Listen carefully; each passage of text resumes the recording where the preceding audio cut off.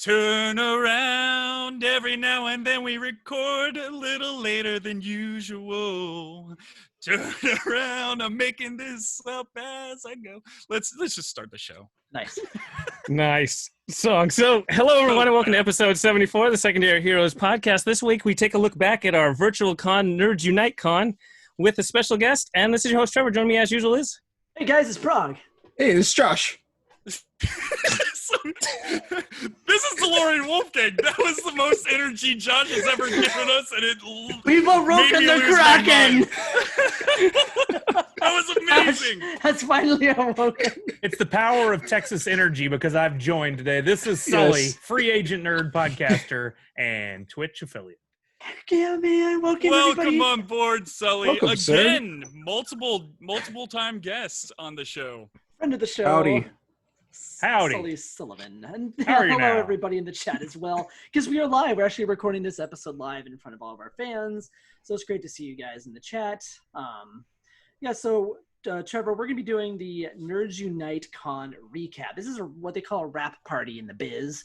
So if you've ever been in like a play or anything or a movie or a TV show, at the end they have like a little rap party get together. They reminisce about their favorite things that they did and saw and what happened. So this is what we're going to do today. Are we supposed to bring our own rats? Oh, no. Sorry. Not rats. Rap. Rap. Oh, I'm so you out have to then. rap. Is this like Hamilton then? Yes, I didn't it's get like I didn't Hamilton. have any. You only get one shot at this, okay? It's Saying, this is not your just shot. your chance to go, because opportunity comes once in a lifetime. Oh! Yes. Yes. I always do that wrong. That's not from Hamilton, is it? It's your shot or something? I don't know. I've only seen it once. Take my shot. Yeah. Don't hate my shot. Yes, my shot. There you go. Something like that. Anyways, it was here a long week and a lot of fun, and it was a lot of people involved, a lot of great people. Some of them are smiling behind me here. For those of you who are not watching, if you come watch us on Twitch, you can see the recap video, but there's a lot of great people that were involved in this. Not just the people who set up all these panels, but also the people that joined us on the panels, the artists, the guests, and whatnot. So Thank you to everybody who participated, who watched this, retweeted, entered into giveaways. Thank you, everybody. Absolutely. I'm amazed how patient everybody behind Prague has been. They've just been sitting still there for quite a whole while time, now. Yes. Yeah, you look at it and you always think there's people talking behind them. And quiet. Very interesting that that many people can stay quiet. And Not us. also, I want to give a shout out to all the podcasts that joined in the whole Nerds Unite network for the whole week, with Four Dorksmen, Geek Together, the STS Guys, the Average Nerds, Nerdy Curious, Talking Pops, and Nerd Portraits. Thank you man. all Yeah. for joining in this little experiment in a way. Yeah, it was an experiment. I mean, we figured that, you know what, we love Comic-Con. We love going to Comic-Con, and we love seeing each other at Comic-Con. What are we going to do? You know, why not have our own panels and host it for our fans? So that's what we did. That's And right. it came together really nice. A lot of lot right, Except Trevor? for our last guest. Ooh, we'll get to that later. Yeah. You want to Whoa. go? You want to go? Wow. No, I wasn't talking about you. I'm sorry. Our last guest who was supposed to be Oh, an I'm artist. like, wow. Artist for Holy Artist cow. Alley. No call, no show. That happens. Man. That's the business, man. Yikes. If you've ever been to Good. Comic-Con, you'll Throwing know that myself there's down. gonna be changes. Stuff happens behind the scenes. There's a lot of moving parts to any Comic-Con, whether it's virtual or in real life. So it happens, Yeah. you know. And we'll talk about that today too. That's what this is all about. It's kind of the ups and downs and what our favorite things were and what we can do next time and what we can add. So Awesome. But why don't we start with our guest? You had a pretty big deal with, I guess, the bigger end of it all with San Diego Comic-Con and Funko. right. The bigger end, yes. The bigger, well, I mean, come on, we're small my fish end, in a like, big well, pond, my it's like- friend. Ooh. We tried. I was honored. I got the call. I got the text saying, "Hey, would you be available to host a couple of live streams for Funko?" And honestly, it was an honor to be associated with them in any way, shape, or form. And I was happy to do it. Of course, I didn't do it for free. I got some stuff out of it, which is great. Yeah. Good for you. Yeah, exactly. And hopefully it'll lead to some future opportunities because I would love to continue to do that for them. But I think what it proved for me is I did the hosting for a lot of the stuff while I was with Funko and I was at the booth, and I love connecting with people and talking with people. And then since March, I have been getting this extra college degree in live streaming where I've been here at home building my command center, streaming, 6 days a week in front of these amazing people. Many of them are here right now. And to be able to pull it all together, literally sitting in this room by myself, from creating the graphics and laying everything out in advance to hosting the live stream and answering questions and doing giveaways and keeping track of winners and doing the whole nine, and what used to be a team of 4 people. I still can't believe I pulled it off without some sort of major catastrophe. But here we are. Yeah. No, you did very cool. amazing. Just watching your stream and how fast you had to talk and how you conveyed everything clearly the whole time was just phenomenal. And you had multiple cameras going, and you're setting up the little machine that spun it around. Yeah. Thank you. Hats off to you. That was impressive. I got a new resume now that I can, when the cons come back, I can go, hey, you need some hosts? I may have a little experience with this. I can do my own camera work if needed, Yeah. Producer, host, everything. Camera guy. You like your own home, what is it, the home network channel? The home shopping network. Yeah, we need a nerd version of that. I'll just host all the things. Do it. Yeah. It could be a Mondo hour and a QMX hour. Buy now. Oh. Yeah. NECA hour. Oh, if we could do NECA Hot Toys, I would love that. This is actually a solid idea. Yeah, Diamond Select. Dude, ooh. Yep. Be the first 500 callers to receive this box of fun. We know who the voiceover guy is. There you go. I've watched a little bit of those. Like, it was filmed in Tampa. They had the Home Shopping Network was based in Tampa for a while. Oh, was it? Really? Yep. So I had a lot of friends who actually worked at Home Shopping Network. So I got to go visit the studio a bunch. But they had a house full of crap. Yes. Oh, yeah, totally. That's all it is crap. Selling to all the grandmas out there. What am I going to do with 50 ShamWows? Oh, my God. But we're not here to talk about Home Shopping Network. Let's get back to Nerds Unite Network. I think we should. Now one of the fun parts, because what you did, Sully, was for Funko, was you did some giveaways as well, which is a lot of fun. And we also did some giveaways on the Nerds Unite Network. We did the big one, which was the Nintendo Switch, which was partnered through all the different podcasts coming together through Nerds Unite Network. And then during the individual streams, we would do different giveaways. And one of those giveaways was the Corgi Loot giveaways. So that was a lot of fun as well. Love that guy Corgi, except for his time cop comment. But yeah, he's still keeping the Corgi Loot tradition alive. I missed the time cop comment though. Oh, you did? Mm-hmm. Oh, he said Time Cop was better than Back to the Future in time travel movies. Yeah. That's a hard no. But yeah, so Corgi Loot, it's always something fun. Actually, it was really nice. I got to help with a Corgi Loot during 2019. I like to call them Corgi droppings. So, but yeah, it's cool that he was able to find another way to do Corgi Loot giveaways. Yeah. Yeah, it was kind of a unique way. It's kind of the way he's done it before, where he's like, hey, I'm going to do some for people at the con, but then I'm going to make sure that the people who didn't get a chance to go to the con have a chance to get some. And he just did it for everybody because everyone stayed at home this year. So that was fun. Yeah, absolutely. Yeah, I believe Jumps the Frog was for winning. Oh, yeah, Jumps the Frog. That was our winner for the Switch. There you go. Yeah, I was going to ask who the winner was, but you jumped to it. Did I jump? You kind of jumped the gun a bit. That's okay. Sorry. Thanks, Alex. Off script. See, you know what? That's why I need to take the chat away. Yeah. We had 20,800 different entries, and it was a whole bunch of engagement. We picked up, I think, 700 followers for each one of our different Twitch channels and Twitter followers, all that good stuff. And it was really awesome, all the outpouring of support beyond, to Switch gets the people in, but to have each panel have, 60, 75, 90 people watching us do our own kind of thing. It was just awesome. An honor to have all those people there. Yeah, it really is impressive considering it's. I mean, you guys have been doing the channel for a while, but to take on an initiative like this, that's something completely unique, and all the big companies are trying to do stuff like this at the same time, and to draw those kind of numbers, very nice. Thank you, sir. Yeah, Well, I mean, we can thank you a little bit as well, because you do throw us a few viewers as well. Yeah.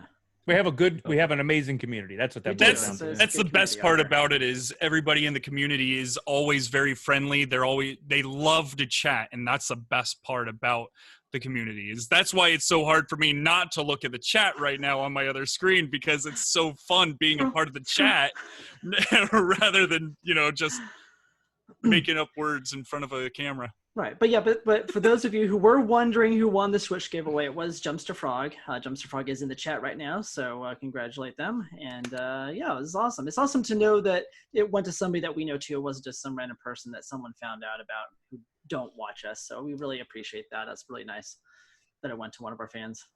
Yeah. So thank you. Yeah.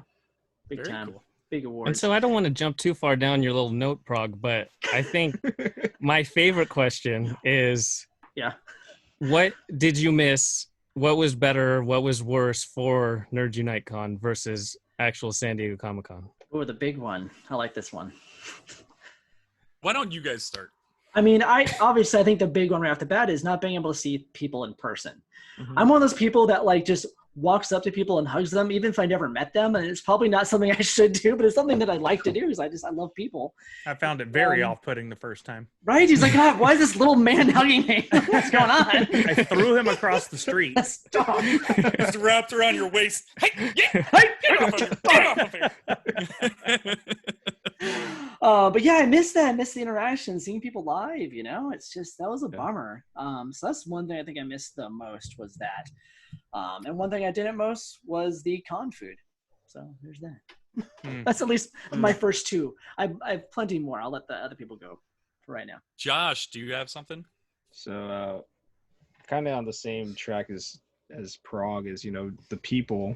Because obviously last year was the first time I actually got to spend Comic-Con with more than just myself. So being able to making connections with people that I've talked to on Twitter or just social in general, kind of missed that chance. But when things happen like that, though, I was thankful that we were able to put this together, because now there are some people in different podcasts that I've never really seen in person or seen at all, and just being able to communicate with them over the different interviews we did with them, or just the interaction that we've had on the chats.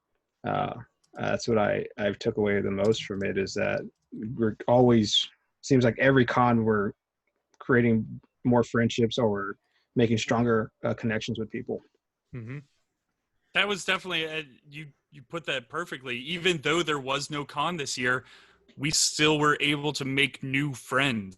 Yes. And that's kind of a thing with Comic-Con, is there's always someone new that you're meeting, and always a new friendship that you're connecting with. And the fact that there was no con and we still made brand new friends out of it, it's absolutely incredible. What even to spin that further is we got to meet people that probably would never be able to make it to San Diego Comic-Con. Yeah. Like one of our artists lives in Norway and he has never been to Comic-Con before. And he said he was going to go this year possibly, but he may never. I mean, he's on the other side of the world. So you get to meet all these different people this way. It was kind of a unique approach to doing Comic-Con. Absolutely. A lot of fun. Sully, you got anything? I mean, basically echoing what you guys have said, I missed seeing everyone in person, whether it was people that I was coming back to see for the 9th year in a row from my original line buddies and Nerds Unite clan, the Fu-Tang clan, everybody, even just meeting people for the first time that would come by like the Funko booth and stuff. I always really, really enjoyed that. Putting faces to names, people I'd talked to online, getting to see them in person. Probably the only thing, I mean, I missed so much. That week was always so important to my year. That was, I would get tired and refueled all in that 1 week, somehow, some way. Definitely don't miss some of the smells. Oh, yeah. Sorry. Yeah.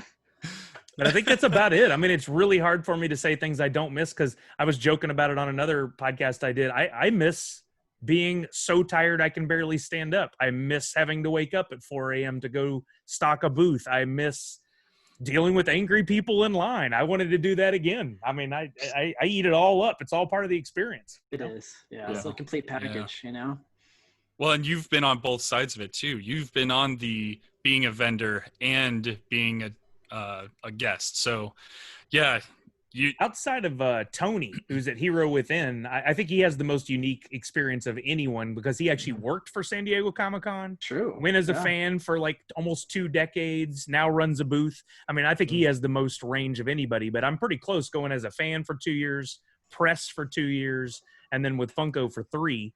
I don't know what the next stage is. I mean, it would be really cool to be like a panel moderator or something. I would love to do something like that and experience it in a different way. Panel moderating the Nerds Unite network. I mean, yeah. But I enjoyed every different aspect, and everyone provided different opportunities. And sure, I missed out on some things when I would be at the booth versus as a fan, but all fun. Yeah. Nice. Very nice. Well, I'm gonna flip you guys around right now because I miss the attention being brought on me in my car. You still got it though. I know I had to do something. Oh, you're always on brand, Alex. I love it. You have to be, man. No, I mean, nobody's gonna want to hear the same story where I'm just piggybacking off of you guys because all it is really. It's the parties that I miss, like Corgi's party every year. I look forward to Corgi's party almost more than the con because that's where everybody is the most relaxed and they're like fresh, bright-eyed, ready to go before the con. Before beating down. Hits them. Yeah, before the beatdown where they're fresh. They're there for the con. And it's like, okay, let's party tonight. That's my favorite thing about it, and that's the biggest thing that I miss. Yeah. So, yeah. It is a bummer. And just like anything you do, like late night too, just walk around, watching people, in their cosplay running into celebrities, man. Running into celebrities, all sorts of stuff, man. Yeah. I missed all the downtime. It seemed like I did more this year than I did last year because I'm a crazy person who took upon everything. Like you guys are like, hey, showed up, how's the artist doing? It's a lot tougher when you do the back end of the marketing and the planning and all the tech stuff. So this was maybe not the best idea. Yeah, seriously. There's always something to do. Every single day there was something new to do. It was a lot. So tell us a little bit about the back end and what that entailed. Sully. Frog. I want to know. I'm curious. We're very close in this. Is this show and tell time? Maybe. Wait, not that back end. Yeah. It was that Trevor. Let me clarify. Let us know what it was like doing all the stuff behind the scenes. Let me rephrase that so it's not as that was she said kind of worthy. She said. About 3 weeks ago, me, Damien of Geek Together, and Ryan of the Four Dorksmen had the idea to let's try to do something during Comic-Con. We might get like a couple people on. Maybe we'll have 2 or 3 shows each day. And then about 2 weeks ago, we're like, well, what if we instead tried to aim for 12 hours? We'll never fill that. We'll never even come close to it, but it's a cool goal to have. And so, of course, that means we actually had multiple things planned at different hours. We had way more than just 12 hours filled.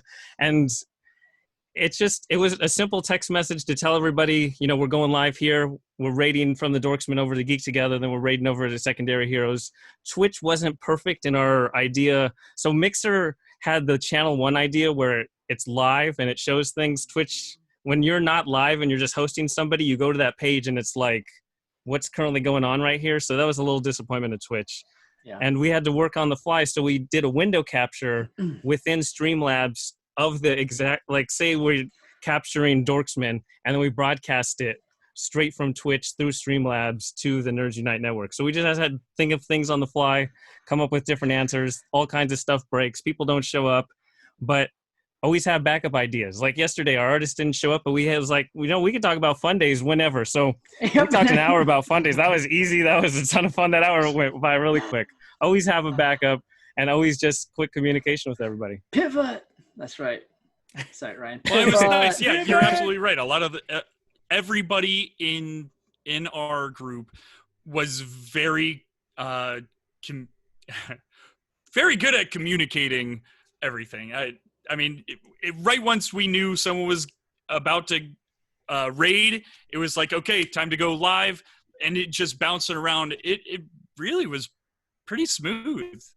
I would say it went smoother than I expected. I mean, I was like, there's so many people and there's so many slots. I mean, you expect it to almost like not happen at all, right? So I think the fact that all these people got together and did all the hard work, it really showed. You know, I think you, Ryan, Damon, it was just amazing. So good job to you guys. That was fantastic. There's no way I could have ever wrapped my head around that. So. You still got to have the talent on stage, though. Having Alex in Prague makes it so I don't have to talk and I can just focus on making sure everything works. Too.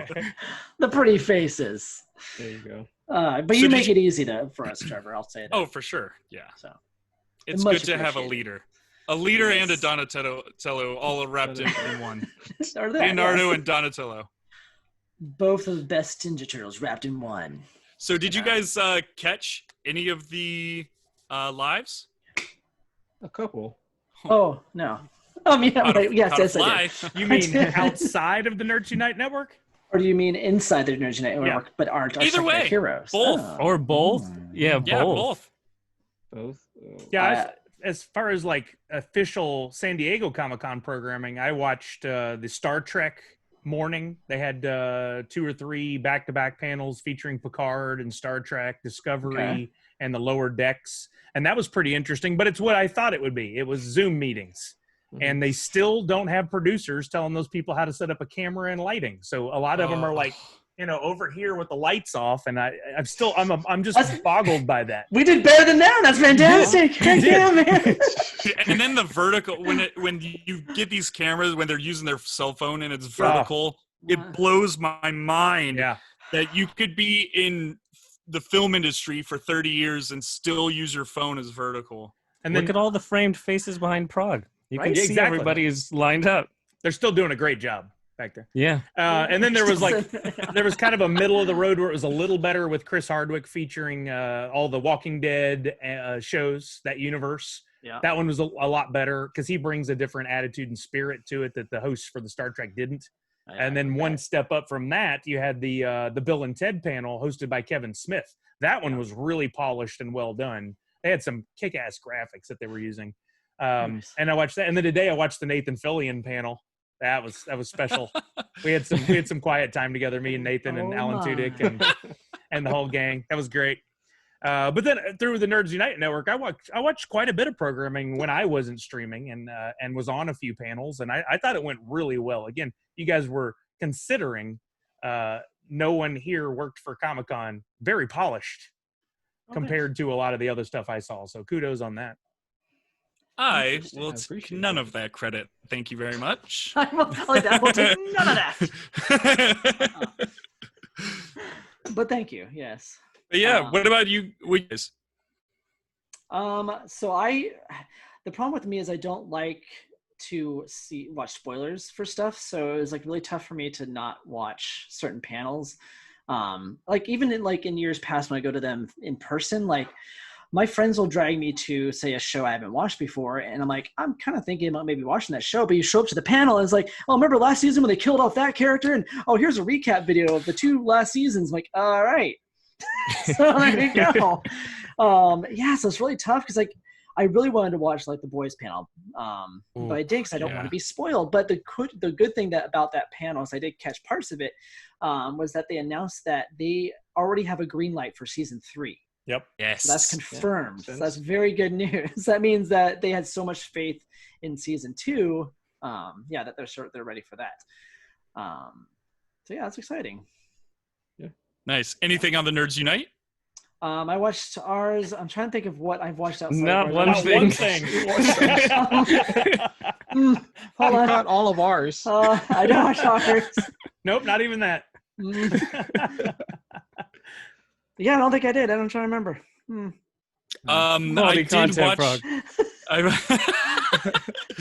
I did make sure to catch a few of the game shows that the Dorksmen were putting on. I was on one with Josh, and let me see. Here's my notes. That was negative negative 65 points on that game, so I lost. I'm glad that you moved on, Josh, to win that one. Texas. Yeah. I did my best. But yeah, I did catch a bit of the average nerds on their cosplay episode, which was really interesting. It was cool. They had a really good guest on. Well, it was a couple, and yeah, it was just talking about cosplay, and I love cosplay. It actually what draws me to Comic-Con is to see people in their creativity and how they can put some of the stuff together that they do. It blows my mind. So I really wanted to see that panel, and I'm glad that I did. Nice. Yeah. So good job, average nerds. Good job. How about you, Josh? So outside of Nerds Unite, I didn't really catch too much because I was working every single day, so I didn't get to really catch anything besides on the evenings. I think the only thing I watched was a little bit of the Rick and Morty panel. That was more because I was going to be on a panel with Joey and Nate, so I was just trying to see what they're going to be doing for next season. So that was about it. Bouncing around so much. That was fun. It was fun. It was awesome. It was fun being able to do that, and they just asked me. Yeah. It was fun. Yeah, because you were on Geek Together, you were on Dorksmen, you were on here. Yeah, you were everywhere, man. Yeah, so it was fun. I mean, I think that was one thing, was to be able to just be able to help or just facilitate, or however you want to put it, with those guys, and it was a lot of fun just being able to spend time with them. Nice. So, but the things I did watch though was Geek Together's interview with Quix and Nelson from Fugitive. Quix so much because that's something I just recently started getting more involved with their collectibles. Even though haven't been able to attain a tech yet, but it's all good though. But it was good to be able to hear their backstory and how they started and where they're at now, and the different collaborations that they currently have, and the things that they're going to be working on in the future, which was awesome. So, there you go. But yeah, then also with Nelson, just I wanted to hear how he handled his bot orders was it like $10,000 orders, to see how that went. So it was awesome to be able to hear. That was pretty funny. Yeah, hear his story with that. Well, that reminds me, I do remember I watched the Geek Together episode with BIMToy because I was really interested in seeing anything coming up from them, because I'm a big fan of the Boo Hollow stuff and seeing what else could be let slip in that stream. So that was fun. So I did see that. I hate to ask you, Trevor, did you even have time to watch anything left? I didn't watch anything official from CCI because I had to keep track of all of our own stuff, but that means I get to watch most of all of our stuff. And to what Prog said, the interview with Reese, he offered more backstory than I think he's ever offered on any other panel. Yeah. It was nice. And then the Average Nerds played D&D on Saturday night. And they went for like 3 hours or something. I know, I love really D&D. awesome. I should have watched that. And so you guys actually watch it? Did it seem like something that maybe we can do? Because I've always wanted to do a D&D campaign. It's just something that would be so fun. It was great because Jorge he shared his screen, so you actually get to see the dice roll on the screen and kind of keep track of all of the stats of everybody. Awesome. And then it just puts everyone else we on the should side. do that at some point. Yeah. Maybe we link up with them, do an episode. Yeah. Yep. Just do. Well, it's and hard not to do to this toot my episode, own horn too much, but I have to admit, Friday morning when there was Fun TV and I got to just be there with the chat, interacting, having it play in the background and react in real time to all of the winner announcements and all of the everything being revealed. That was a ton of fun. I bet. I mean, that was kind of a surprise for everybody, some of those awards that went out to our friends. And just releasing it on Instagram changed the way everyone was planning to watch it. Because if it was on Twitch Live, they would have had the whole chat right there. It would have gone as fast as when Sully was on Funko, and I don't know if you could keep up, but still having it where it's just us, it seemed like everybody I knew was able to share in having Julian Tanner be Spirit Award winners and just so many different people we knew. Yeah, and that was the brainchild of Mike Becker, who normally puts on Fun Days, and he knocked it out of the park again. Dude knows how to host a party. Yeah. Well, and he announced Fun Days 2021 with the theme of it is Olympics. So Olympics theme. So that'll be interesting. I think I said it yesterday that I've got to now slim down into a swimmer's body so I can wear a Speedo for that. There you go. A Nobody Speedo and a that. big second Nobody place. wants to see that, sir. Yes, a Speedo. Well, guys, I told you if you're doing your Speedo, I'm going to wear my the track shorts, the super short shorts. Perfect. Yeah, man. We all got to wear our second place medals, too. Obviously. Yeah, of course. Wowza, says Kelly. Okay, yeah. Oh, cool. Yeah, So man. out of all of the panels and whatnot, was there any favorite announcements that you guys heard of that you're most interested in? I'll go outside of everything we already talked about. I was on, I guested on QMX with my old boss, Mark, who's over there doing marketing now. He did an entire virtual con on his own. I saw that. Oh my Full goodness. of days of programming. It was so great. There's even photos of how he transformed his house. And there was like a sign over the kitchen that said beer garden. Like he had all these different signs, like Q here. Like it was pretty funny. And they were really low budget. But he did some announcements. And one was that QMX now has the Marvel license.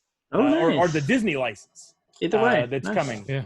And then they revealed some new figures, including a Deadpool and unicorn, which they've been putting on Instagram, and that Pennywise spider leg thing. Heck yeah, man. Very cool stuff. And on one of the panels I was on, he talked about like the different materials they use and the processes. He's bringing them into the fold as a conversation where they weren't 2 years ago. They were something that people said, "Oh, you've heard of QMX, right? No, what's that?" And now it's actually they're becoming part of the conversation, which I'm impressed with him doing that because that's all him. Conversation. Yeah, it was really cool. Well, I think that and their Turtles figures. That was the one thing that was a big deal this year too. And the coins. I think challenge coins. I'm pretty sure they're probably down to about 15 of those left. I'm still debating. I shouldn't wait much too longer. No, I wouldn't wait much longer either. Yeah.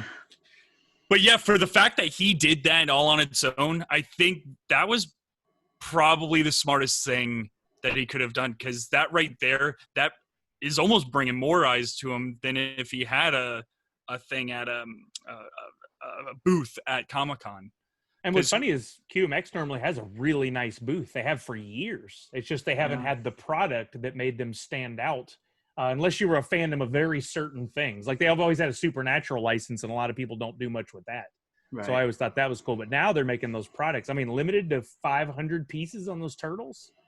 Remember those numbers for Funko in the early days? Those are the ones that are super heat now. Now I need to just get them. Because all those Loot Crate things are 25,000 things that people had, and they're like, oh, great.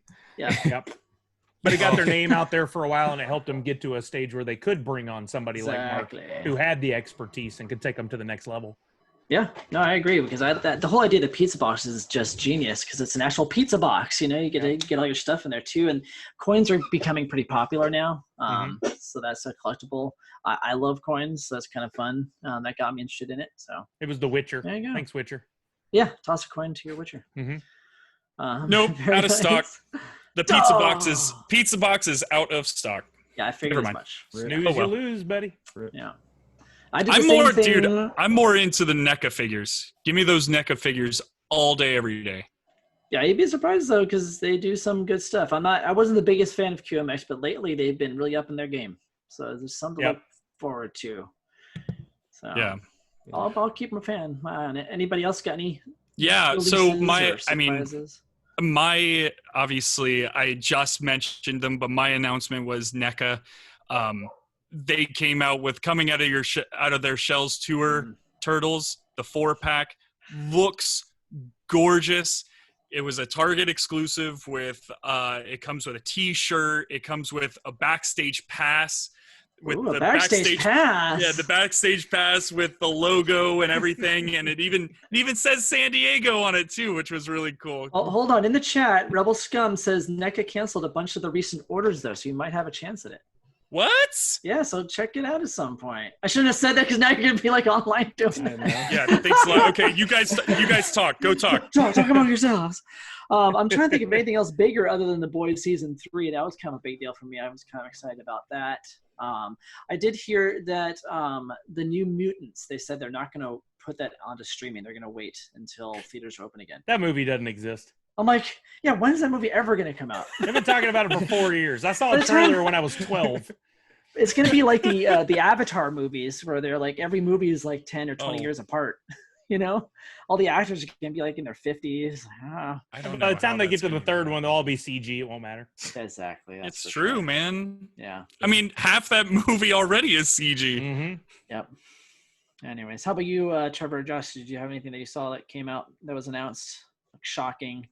There wasn't any big announcement. Like, usually they prep for Comic-Con. We're planning months in advance for big marketing push. And this year they're like, nothing. Yeah, we're not really doing anything. The one news story I saw was Disney's like, we're silently pushing back our entire release schedule by at least 6 to 12 months. And I was like, oh. Yeah. Like Star Wars movies are pushed out from like 2023, 2024 now. They said silently, but it was trending on every site. I know, every site. I don't know if you release it at midnight and people still pick it up. Oh, I don't think Disney can fart silently without it being picked up by anything and everything. I heard that. Disney?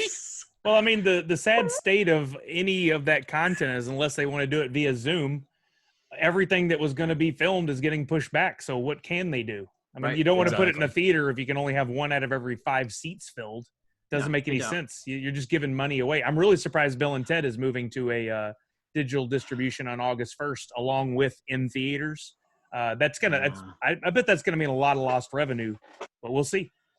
I don't know how the revenue works They now. said internationally it's going to be August 26th, and then the U.S. it was September or something. I was like, why doesn't Christopher Nolan be like, wait as long as possible, wait until whatever year.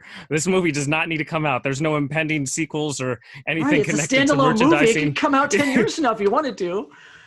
Yeah, there's no need for it. It's not a franchise. I'd love to hear an explanation of that. I mean, the marketing dollars have been spent. You won't have to remarket it. Everyone knows, and they're waiting, and they're anxious to see it. So, you don't have to does it market. cost to have it shelved? Nah, who knows? Maybe. I have no idea. That's a good question. I don't know if there's people that are like involved with it that won't be around anymore in a few years. I don't know. Oh, yeah, I never thought of that. Maybe some sort of contractual agreements. Yeah. Contractual. I don't know why you say it like that, but agreements with the talent. Yeah. Promoting it could be. Yep. So that's just throw it on HBO Max and throw Mulan on Disney Plus and let's go. There you go. Yeah. It's those two or Apple, as far as I'm concerned, for all distribution right now, or Netflix. Right. Well, there you go. Are people still watching Apple? What I mean is just like forgot put it about out for $19.99. Oh, he means like buying it on like iTunes. Yeah, exactly. Right? Exactly. Okay. I'm sorry. Yeah. Okay. I have the Apple their Plus thing, and it's got some good content, but it's not worth a monthly right now. Just like HBO Max, honestly. They've got 2 pieces of original programming right now. Yeah. My Hulu came with it. So yeah, some will. It depends on what you have. Yeah, if you bundle I guess so, because I've got HBO, Showtime, and Hulu all Isn't in that one. your mom's Hulu account? It is my mom's, but I don't think she updated anything. Say hello to your mother for me. You guys all the add-ons. That's hilarious. I don't know. I like HBO Max if myself, my mom's gonna pay for it. Mom, I just say you don't know the you. details of the bundle. Thank you so much, my mother. Did anybody like Apple Plus TV? Did they announce anything for their platforms during Comic-Con? Because I didn't catch any if they did. I didn't see anything, but I don't think they would do it there. Apple always has their own shows throughout the year. Right. They're not going to have it seems like of course not. Netflix didn't even do anything with Comic-Con. Like Amazon was the only one. Yeah, that's really strange. Yeah, I don't. Is that true? Maybe they had stuff lined up and they just didn't have the digital content ready for it or something, which is strange to me too. Never done much with Comic-Con. A couple of years when they had all the Defenders stuff, they had some pretty good panels. Yeah, it was just panels. They never really have embraced it the way they should. Yeah, which is weird. You would think they would, and they could have like a bigger booth as well. Like they've had small booths, like tiny booths before. Yeah, but never anything. Stranger Things. Right, that was it. The Stranger Things booth. Well, and they never merchandised until Stranger Things. They missed out on tons of merchandising opportunities, and they finally did Stranger Things pops, and then you started seeing everything appear at Target, and they're getting a little better at it. But, I mean, for the amount of money they bring in, you can't just produce content and sit back. Right. Make some money off that. Yep. Sounds like they need some help over there. I don't know. I know some people. There you go. Major announcements. How about you, Trevor? Did you see any major announcements for you? No, we covered that, Prog. All so, right. I'm old. I do want to just bring up the idea of, were there any mishaps during Nerds Unite Con? And for the most part, there weren't, but I do have to give a shout out to us trying to figure out how to replay our stream from last year, our panel from last year, and how we failed for a half hour. That was impressive. It was just too early for God us. bless you all, and Sully for showing up for that thing that happened. I mean, as cool as all the streaming stuff is, and Streamlabs OBS is pretty amazing in the way it can pull stuff together. It is still, we are on the edge of all this. It's still new, and no one is solving these problems. Everybody wants to create their own. I got Zoom, I got Skype, which is like the worst thing ever, and all these different services, and no one's pulling it all together in a way that makes it easy on us content producers, which in a way is good because that means not everyone's doing it. But I really think there need to be some software solutions that will make it all easier, and I think that'll come out of quarantine and COVID time. But we're still a ways from that happening. Right. Yeah, but that was interesting, Trevor. Watching you try to get audio to go, and it really was like watching Mystery Science Theater 3000 with us. It was heckling each other, making fun of our idioms and essentially their essentiallys. Yes, it was a lot of fun, and hearing us sing as well. That was great, especially after being there last year to then watch you guys talk about it. That was fun. Like Inception. Love it. Too bad we didn't get a chance to do it again this year. I never would have thought to do that. That was pretty smart. For some content. I like that. There you go. I think that was Trevor's idea too. So there you go, Trevor. That was fun. So do you have any idea of what we could do better for, I don't want to say next year. I'm hoping San Diego happens next year. So let's just say for the next time we might have to do this in October for NYCC. And people in the chat too recommend some stuff. It's tough because I wish Twitch was more like Mixer. It was just easier on Mixer to host each other, like we kind of scrambled last minute because we didn't realize that it wasn't going to work out the way we thought it was going to. Being able to have that one chat all in one place all the time, I think that didn't help. So maybe just finding a new way to do it, maybe even branching out to like YouTube or some bigger, wider audience other than Twitch. I don't know. They all have their flaws. I've tried all of them at this point in some different respect. And Twitch is the most robust platform with the most eyeballs. I mean, you basically have your audience already built in that's going to come back, but wouldn't it be great if you could expand out and capture more of the, like you go at any time, there's like 1.7 million people watching Twitch streams. Holy cow. Yeah. That number is pretty mind boggling, and it's getting crazier by the day with all this quarantine stuff. But I mean, I think it's the best solution. And again, people are building stuff to make it even cooler, just they are like the streaming softwares. And I think come October, we may have some different options. Fingers crossed. Yeah. Right? Now, I would say, go ahead. Sorry, no. I was going to ask this before I forget, but Trevor, would you think based on having done live ones and also doing that pre-recorded show of us from the previous year, which one would you think it'd be easier to do moving forward? Live all the time, or do pre-recorded panels like Comic-Con did and just posting them? That way they're more polished. Yeah, they're more polished, but then that's more editing, more prep. And then also it takes away the engagement with the chat because that kept a lot of us going. When you have, Mark or Gary or Meg or Steph or countless people, right? Giving you feedback and just coming up with questions for the artists. Like, I had no questions at all. Sure, that was fun. Because you don't have time to prepare. When you have 12 guests, you can't be like, oh, here's my laundry list of preparation and analysis for all these 12 different artists. So you kind of just have to wing it from time to time. Yes. Oh, I felt so dumb on that last one. I had the dumbest question. And right once it came out of my mouth, I'm going, like, no, put it back in.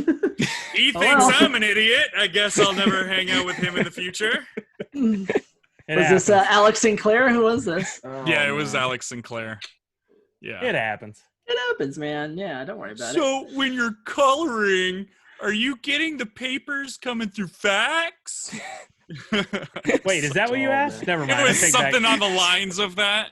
It was. It was pretty bad. It was nice. Well, but because in a way, it was supposed to be kind of a callback to our conversation with Mick, because Mick said that he used to, when he first started, he was getting a lot of faxes of the line art. And then he would do the coloring in the line art. Wow. Or he would do the lining in the whatever from the penciling. And yeah. So, yeah, exactly. So I'm sitting there thinking, oh, well, hey, is this what you did too? And it just came out like I was Chris Farley going, oh, that was awesome. So, remember that time you were on that show? And, oh, dude, yeah. I felt like I was like, you know what? I'm going to be quiet for the next like 10 minutes. I'll let Prague take over. You get a good look at a T-bone by sticking your head up a butcher's ass. Wait, there you go. That's right. Oh, it was good. No, it was fun. I liked it. It was very endearing, though, Alex. I enjoyed it. Yeah, that was probably one of my favorite ones. Yeah. That was mine, yeah. Well, it was cool, too, because – and that's the neat thing is when you are interviewing these artists like we do weekly is we can have all their art on the screen next to us to reference. Right. So, and distract from us when we don't know what we're talking about. Yeah, absolutely. Well, you know, it's just kind of like what Trevor was saying. Those prep, you know, you have so much respect for those, you know, hosts or mods that have to go through all those prep when they have so many guests that or so many panels that they have to do. Right. You know, for us, we had, you know, maybe a handful and a half of guests that we had, unless we were like very knowledgeable in what they do. It was kind of difficult to kind of know their backstory. So, like I said, depending on the chat too. That have maybe more of a passion for their work, it helped out a lot. Exactly. So I mean, going back to that question about live, I think live benefits, like for us in that situation, to be able to get through some of those interviews. Well, the quality of guests you guys have been getting too. A couple of times I've opened up Twitter and seen it, been like, whoa, like nice snag. Yeah. I think it was that's like another Alex, Trevor thing. Yeah, it was like Alex Sinclair. I didn't realize until I saw him when he pulled him up for the pre-show. I was like, oh shoot, this is Alex Sinclair. This is the big gun. The name didn't give it away, huh, Josh? Because I wasn't paying attention. Because I looked at his. It comes in, it's like, oh my god. Because like I said, there were so many guests where I was like, who's this next one do we have? I just knew the times we had to be on. I was like, okay. I was like, oh, okay. Like Saturday was a day I didn't even. There was so many. That was a busy lot day. on Saturday. Saturday was busy. But it was Fun, cool. but He busy. was a great guest too because he kept things moving as well. That's the one thing that you kind of hope for with a guest is that they can talk a lot. Right. Like we've had guests in the past that would give us one-word answers, and it was like, okay. Yeah. So then we're sitting there scratching and clawing to get more out of them. Any questions, though? Yeah, and you have to be prepared for that because that's going to happen. It's not every guest is going to be able to carry it off. I mean, they're artists first, not hosts. I mean, I don't know what your prep was, but I mean, just a thought is maybe have a point person for each one of those who becomes kind of a subject matter expert on that person. Yeah, that was usually Prague. Thanks, Prague. Well, I meant spread it around, not one person for everything. Oh, but yeah, okay, go ahead, Prague. Sure.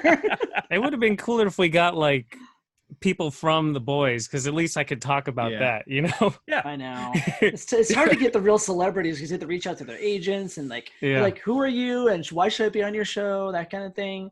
Yeah, like, but you're already building a repertoire of guests that's leading upwards, and eventually that's gonna prove itself as like a resume. Yeah, that's things you just realize how many layers of separation there is between interacting with actual big time names. Yeah. Like, I'm surprised we're not already talking to an agent with you, Sully. I know. Soon as like, this is the you last never one. know, though. I think Twitter kind of closes that gap somewhat. There are plenty of celebrities and people out there who will forego that crap if it's to jump on a call on their phone for 10 minutes. They'll be like, whatever, you know.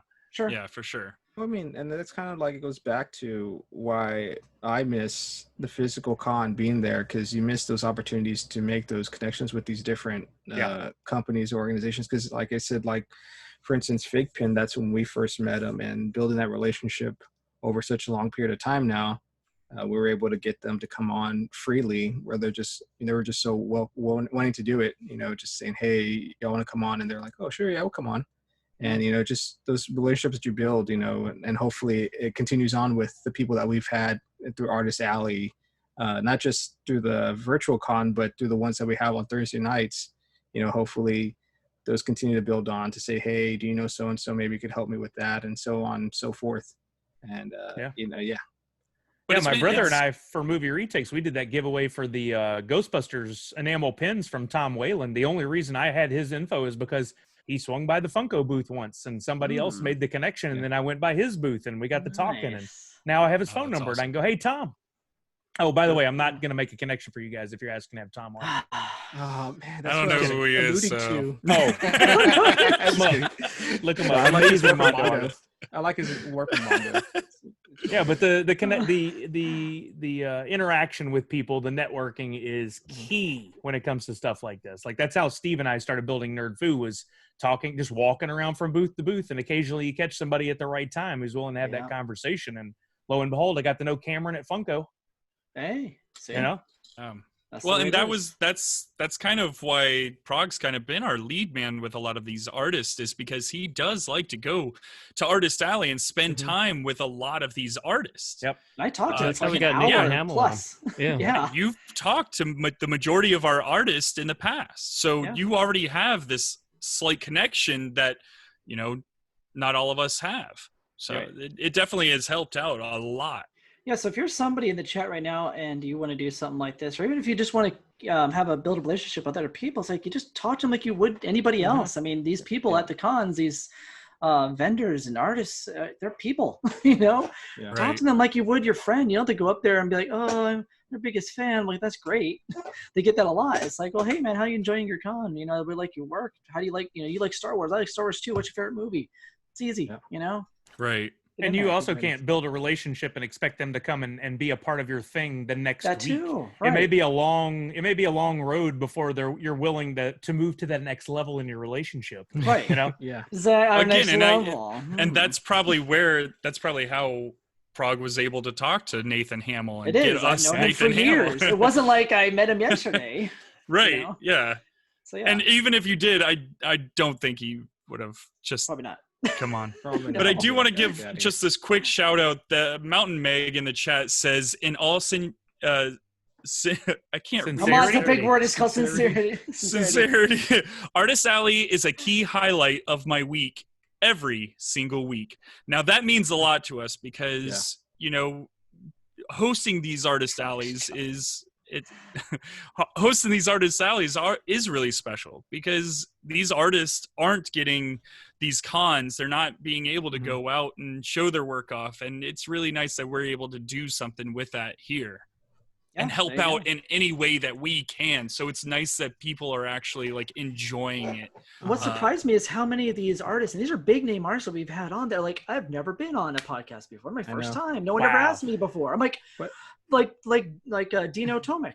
The guy has nearly 1 million followers. He is a major celebrity in the art world. And he's like, no, this is my first time I've ever been asked on a podcast, ever been interviewed, ever. I'm like, I can't believe that. It's blows my wild, mind. Man.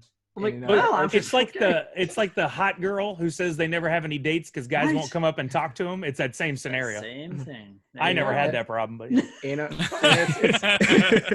it's interesting that Prog says that though, and it goes back to when we talked privately. I was telling Trevor what the guys is that I applaud him for taking that effort to reaching out to everybody, because I mean it takes just like that, just saying, hey, you want to come on, because these people are probably like scratching and itching to want to be on something like that, but nobody asks them because probably people are afraid to ask them. And just taking that that leap of faith and just saying, hey, do you want to come on? The worst thing they could tell you is no. And if you already come with that expectation, anything beyond that is awesome. So or if they ask how many followers and listeners we have. Well, to be fair, some of these people, not very often, but to be fair, I mean, these people are busy. To be fair, they're not going to take an hour of their day if it's something that they, they don't have much time. So free time, some of these people. Well, to put their pencil down and stop drawing. I'm just saying. And at the Sorry, same time, I'm kidding. I love our artists. As you build your resume and as you build your audience, eventually those numbers that you think are hurting you now will turn into a positive that will land you other people. I mean, Steve and I did that with Nerd Foo at one point. We made a one-pager that had all of our numbers on there. And if I was trying to attract someone who we hadn't talked to before, a business or whatever, I'd send that along with it. And those numbers were like, oh, you guys are for real. Like, this is not two guys out of their houses. Yes, it was. Yes, it really was. We got you, sucker. Right? I used to watch the live streams. It was in one of y'all's living room. You still want that clock, I know. Oh, the clock. God, that came up a lot. Well, now it's like in Too everyone's living rooms. That's like the new thing. Even like EW does it their living rooms. So, But what gets me is, well, why are people not trying to make it look better? I Right, joked it's about it weird. earlier, but It's like like, these oh, celebrities with like dirty laundry behind them and the lights aren't on. For God's sakes, I watched that Nathan Fillion panel. They had Joss Whedon on. The man is a director. And there's His no was lighting, the worst feed Yeah. I've ever seen. It was probably in the horrible. backyard somewhere. Oh, See, now I think that would hurt them as a professional. I feel like this whole thing would hurt them as a professional because of little things like that. You're absolutely right. This is a Hollywood director. I've seen people in bed. I've seen people like literally in their bed streaming on Zoom. Like, what are you doing? Get out of bed. Like, it's not even worth it to them to even get out of bed to do these things, which doesn't make sense to me. I don't know if I like it. Right. Well, I mean, you're going to see the next few months again. I think you'll see some new tools and software coming out. But I think too, a lot of people are probably commenting the same thing I am and going, "Hey, this next time we do it, why don't we have some producers do some advanced phone calls and set them up with the proper equipment and how to handle themselves in front of a camera?" I mean, they're actors, for God's sake. Yes. Yeah, I do want to give a shout out to ESPN because when they did the NFL draft in April, every single kid who was drafted, it was set up. Like they had somebody go in advance. There's great lighting. There's open floor plans. Everybody's family is like seated perfectly around the camera. So ESPN knows what they're doing. Nice. Yeah. I gotta go back and watch even right behind Roger Goodell, they had fans in the background behind Roger Goodell from each team would sit behind them and cheer him on. Wow. I thought that was really cool. There you go. Look at ESPN. Yeah. There you go. Nice. So do you guys have one ultimate takeaway from last week? I will say that despite everything, I think it was worth it. I don't know what it's going to look like moving forward, but I think that I think we gained new followers, and I think the people who are fans of us really enjoyed it and got a lot out of it. Because I think people would have been stuck at home not knowing what to do other than watching a couple of panels at Comic-Con, you know? So that's my takeaway. I think it was a positive experience, and it united the nerds. Yeah. I agree with that. Just seeing how everybody reacted to either the guests or just, how we were able to, like I said, go back to what I said at the beginning, just building those relationships. It was worth it to me. One thing one thing that kind of really, made an impact to me, it was with, when I was with Damien, when we were talking to Chrissy Zulu and Chris Uminga, just seeing his reaction, because when I was talking to him, he's like, "Oh, I'm such a huge fan of them." I said, "I'm so excited that I finally get to talk to them." Just to see how he was like a kid in the candy store with them. It was just like he was seeing his heroes. It was, to me, it was like, those were awesome moments. Because like I said, I shared mine with some different people. It's just to be able to have those experiences like this, to be able to meet some people you admire for their work. It was such an awesome experience to see either us go through it or somebody else go through it with the people that they interviewed. Nice. That's what I saw it worth this whole week, just doing this. Dog agrees. Your dog agrees. So yeah. Trevor, you got anything? I mean, I understand the whole sentimental value and going that route. We kind of did that last night. So I'm just going to say my ultimate takeaway is that I spent $0 last week. No gasoline costs, no hotel costs. True. I didn't get any exclusives at all because I failed at everything. So I'm good. I failed at everything. Oh, I like that answer. I would say I'll piggyback off that one too. No, you know what? No, I'm going to change mine too. How about everybody just wear a mask so we can all go to San Diego together next year? Thank you. Yes, because wear a mask. It helps. It's proven that it helps. I'm not being controversial by saying that. Yeah, we're not masking Alex, you. We're telling you. I'm pretty sure there's 5G waves in masks. Just stop with this. 5G waves. As much fun as this was, it'd be great to do. I've got one of those 5G towers right here. Oh boy. Yeah. Great signal, huh? Oh, we should probably do a giveaway before we end the episode, huh? Well, before we have to be on the recording. Oh, we're not going to do the recording, so forget it. That's true. We're not going to. Well, and before we do end it, Sully, why don't you pimp yourself out? Where can people find you? Oh, thank you. Yeah. Sully, free agent nerd, podcaster, Twitch affiliate right now, hopefully Twitch partner very soon. If you guys want to follow along, I love to engage with people on Twitter, Instagram, and my Twitch channel. I am at CSSULLY. That's CS Sully on all 3 of those platforms. And then I'm also doing the Movie Retakes podcast with my brother, where every other week we break down a movie or movies in a franchise that has a sequel or some sort of retake coming up. Break down the films and then talk about or pitch our own original ideas on what a retake might look like. Our next episode records tomorrow, actually, when we record Honey, I Shrunk the Kids. Yes. Yes. No, And just rewatched both films today.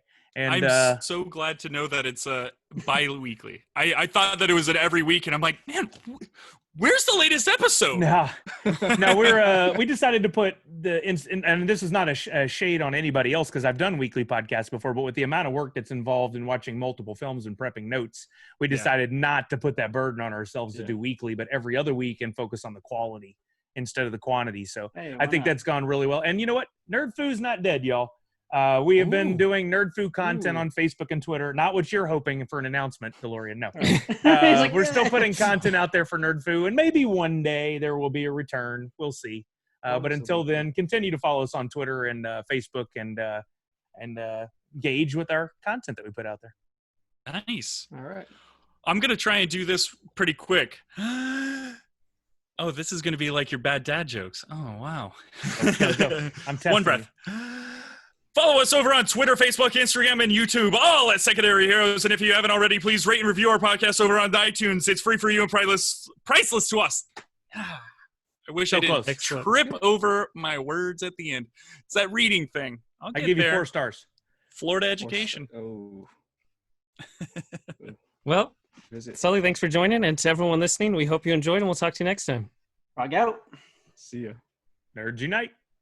How nerdy are you? Take the YouTube Geek IQ test. That is your clickbait of the week.